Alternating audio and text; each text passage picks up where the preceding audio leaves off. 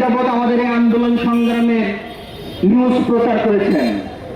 বিশেষ করে আপনাদের মনে থাকার কথা, 2021 সালে নরেন্দ্র মোদীর আগমনে আমাদের একটা বিক্ষোভ মিছিল ছিল যে কসাই মোদীর আগমন আমরা মানি না, মানব না। এই বিক্ষোভ মিছিল থেকে আমাদের প্রথমে 35 জন, পরে আরো পর্যায়ক্রমে প্রায় 65 জনের মতন আমরা কারাবরণ করেছি দীর্ঘ 1 বছর যাবৎ। আমাদেরকে নির্যাতন ছেলে রাখা হয়েছিল, আমাদেরকে রিমান্ডে অকথ্য নির্যাতন করা হয়েছিল। কেন আমরা ভারতের আগ্রাসনের বিরুদ্ধে কথা বলি? তখন আমাদের উপর নিপীড়ন চলেছিল কেন? কারণ ভারতের পরিবেশ, ভারতের নিয়ন্ত্রণাধীন একটা দল বাংলাদেশের ক্ষমতাসীন জায়গায় ছিল, নাম তার আওয়ামী লীগ। কই সেই আওয়ামী লীগ আসছে? কই সেই বাংলাদেশ আওয়ামী লীগ সরকার? আওয়ামী লীগ সরকারের প্রত্যেকটি এমপি, মন্ত্রী, তাদের অঙ্গ সংগঠনের নেতৃবৃন্দরা সকলে আজকে সেই ভারতে গিয়ে বসে আছে। আমাদের কথা হলো সেই ভারতের আগ্রাসনের বিরুদ্ধে যারা কথা বলে জেল খেলেছিল দীর্ঘদিন যাবৎ, সেই সমস্ত নিপীড়িত মানুষরাই আজকের বর্তমানে ক্ষমতাসীন জায়গায় আছে। যেমন বিএনপি, গণ অধিকার পরিষদ, এমনকি জামাত ইসলাম সহ বিভিন্ন বিরোধী দল দীর্ঘদিন যাবৎ এই আগ্রাসনের বিরুদ্ধে, এই আওয়ামী দেশের বিরুদ্ধে কথা বলে পিছিয়ে তারাই আজকের সরকারে বসে আছে।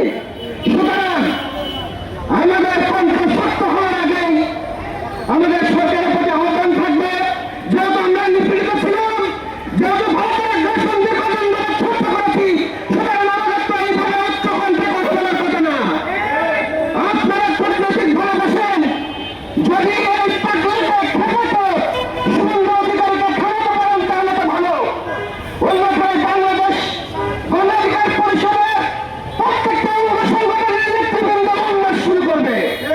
ওই ভারতীয় সীমান্ত গিয়ে যদি প্রয়োজন হয় অস্ত্র হাতে তুলে নেওয়া, তাহলে বিএসএফের বিরুদ্ধে আমরা পিড়ির পাশাপাশি আমরা অস্ত্র হাতে তুলে নেব। তবু এই খেপাটে পাগলা শুভেন্দু অধিকারীকে আমরা দেখে নেব। আপনারা জানেন, আপনার হত্যা থেকে শুরু করে ফেলানি হত্যা, এমনকি আমরা ভারতীয় হাই কমিশন পর্যন্ত ঘেরাও করেছি শুধুমাত্র এই ভারতীয় আগ্রাসন আমরা মেনে নেব না এই অর্থে।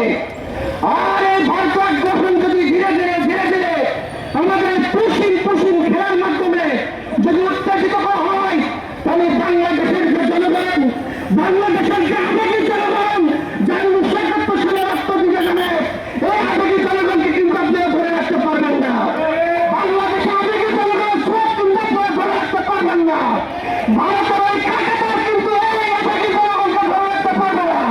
সুতরাং নরেন্দ্র মোদী সাহেব, শুভেন্দু অধিকারী সাহেব যদি বাংলাদেশের উচ্চ পর্যায়ের কূটনৈতিক বৈঠকের মাধ্যমে হলেও এই পুষিন খেলা বন্ধ করা যায়, তাহলে এটা আমাদের উভয় দেশের জন্য মঙ্গল। কারণ তারা আমাদের প্রতিবেশী রাষ্ট্র। আমরা ভারতের বিরুদ্ধে না, আমরা ভারতের আগ্রাসনের বিরুদ্ধে, আমরা নেতৃত্বের ভিত্তিতে ভারতের সাথে সম্পর্ক রাখতে চাই। এটাই আমাদের ফাইনাল কথা। উচ্চ পর্যায়ের মিডিয়ার মাধ্যমে কূটনৈতিক ভাবে, রাজনৈতিক ভাবে এর সমাধান করলে ভালো। অন্যথায় ছাত্র অধিকার পরিষদ যেমন মনমাস ঘোষণা করেছে, আমরা গণ অধিকার পরিষদ, যুব অধিকার পরিষদ, শ্রমিক অধিকার পরিষদ সকল অঙ্গ সংগঠন এই সমান্তর অভিযোগে আমরা মনমাস করবো এই পুষ্টি মন্ত্রণের জন্য। ধন্যবাদ।